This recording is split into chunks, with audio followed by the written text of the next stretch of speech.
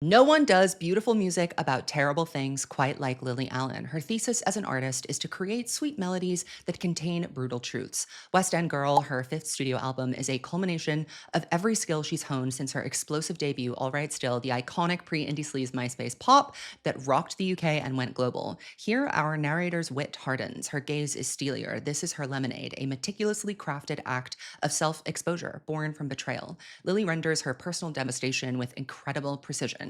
The record unfolds like a three-act play with a clear beginning, middle, and end, and the emotional truth running through it is almost unbearable. At its core, this album is about betrayal, not just the kind that happens between lovers, but the silent, accumulating betrayals we face throughout our life to our partners, our children, and most devastatingly, to ourselves. What's so shocking about West End Girl is how passive its narrator feels, numbed by the scale of this wound. Lily captures that particular adult heartbreak when you realize that pain doesn't make you stronger, just more familiar.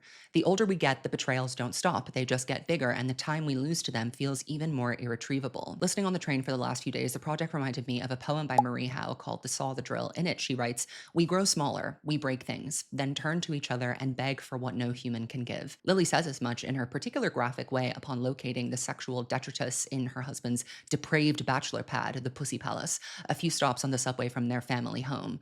Hundreds of Trojans, you're so fucking broken. West End Girl, it's a divorce album again, but this time she isn't the offender, she is the collateral. The man at the center of it is a beloved public figure, and portrayed through her lens, a depraved sex pest who acts on his impulses compulsively. He lies by omission, manipulates through half-truths, and leaves a breadcrumb trail of deceit for his wife to piece together a much sicker, larger story. He betrays her not only to her face, she discovers, but also behind her back, repeatedly, methodically. This record is an evolution of her craft, not a nostalgia core. She is advancing her form in the full flowering of the instincts that shimmered on No Shame, narrative discipline, sonic restraint, and experimentation, but above all, emotional honesty. What remains the same in all her records, even on Jesus, which I think has some brilliant moments, is the blade behind her sweetness. What's often overlooked in the discourse about her music is Lily's taste. She is often rightly lauded for her wit, her writing, and her storytelling, but I think we've undersold her production abilities. Here, she's exercising near total artistic control over her project in collaboration with, not submission to, her co-producers.